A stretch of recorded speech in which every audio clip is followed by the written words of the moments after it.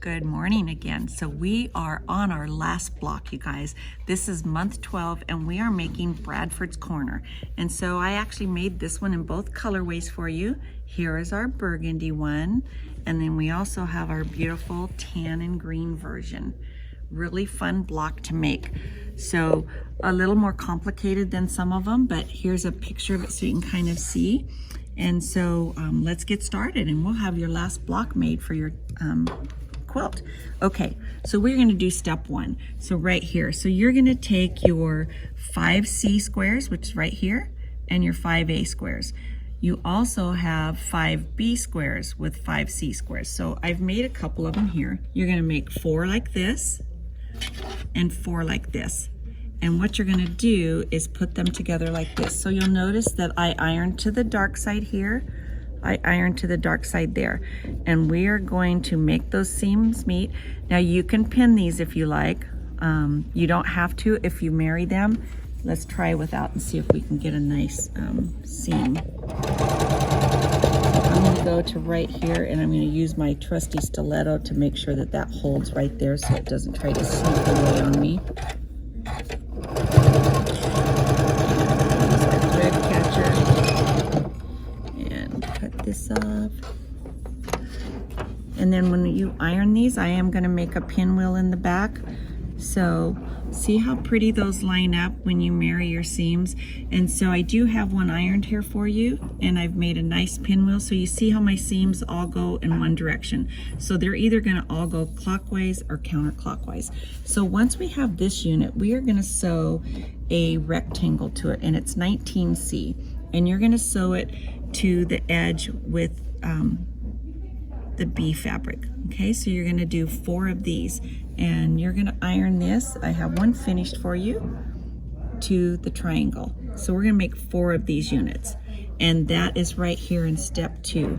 So we have one more really easy step for this, and it's right here. We're going to do the 19C, which is this, and a 5D square. So you're going to have this little square. It's going to sew onto the end like this. So you're going to have this unit, and I just happen to have a finished one for you. It's right here. So then what we're going to do is something really fun. We're going to add it to this unit that we made, and it's going to go like this. So we're going to have the 3 colors that go like that. And again, we have seams that are going to be married. So you see how I press this one to that rectangle, this one to the rectangle. And so if I line those up really nice, they're going to marry each other, and then we're going to sew them.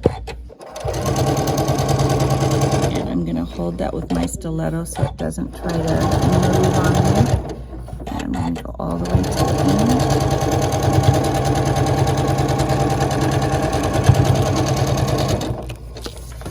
end. Take this one off. Yeah, not bad. So it's going to go like this, and we have this unit. You are going to make 4 of these units. Okay, so now we have something we haven't done yet. We have this figure right here that we have made out of, it's called a 4 plus 4. So you have your number 4 triangle, which kind of goes like this, and then you have to flip it and you cut this one. So if you look at your paper right here, you see where they did the number 4 and then they flipped it. And so it's called 4 plus 4. So what I recommend for you to do is to cut one out of a scrap piece of paper and then lay it on here to make sure that you did the layout correctly. So what you're going to do is cut 4 of those units out of your F fabric, and you're going to cut 4 of those units right here out of your E fabric. And then you're going to have all of these little number 6 triangles, and you're going to sew them to the ends. So I've already sewn this one. So this one would go right like this.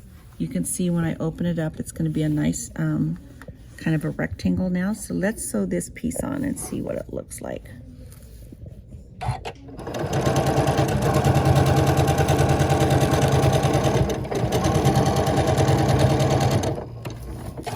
Okay, so these are going to go like this, and then you have the rectangle like that.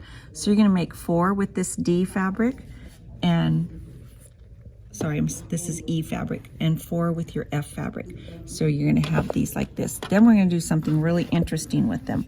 We are going to sew them together like this. So take a look at your picture and use the code that they give you. So if you kind of look, your E fabric is the solid black, your F fabric is kind of the little dots, and so you want your E fabric on the right hand side, and you're going to sew them like this. And so just really fun, and you're going to make 4 of these units. So then what we're going to do is we're going to take this unit and we are going to sew it to that other unit that we made like this. So remember, you had your 3 little squares.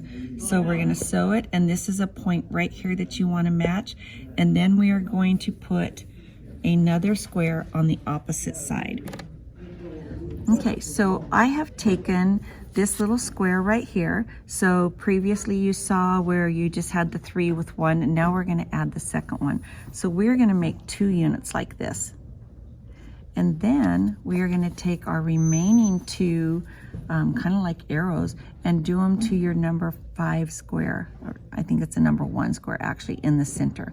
And then what's going to happen is this is going to go in the center like this, and then we are going to put the other unit right here like this, and that is going to make your complete square. So I'm just going to show you on this. I'm not going to pin them all. You're going to want to line up your 1/4 inch right here to this seam. This seam will line up here. Then you have this point that you have to do, and again here, and then this little square right here, your 1/4 inch there should line up with that 1/4 inch right there. And that's what's going to make this really pretty. I'm going to show you my finished one. See how this seam lines up right here? I should use my stiletto so you can see it better. So how that ends up right there, and then you have all of these, you see your points, and then again you have this one right here that lines up those squares. So that's going to make your beautiful square for you. And so here it is, you guys, and this is my last video for Rise and Shine for this year. Thank you for joining us.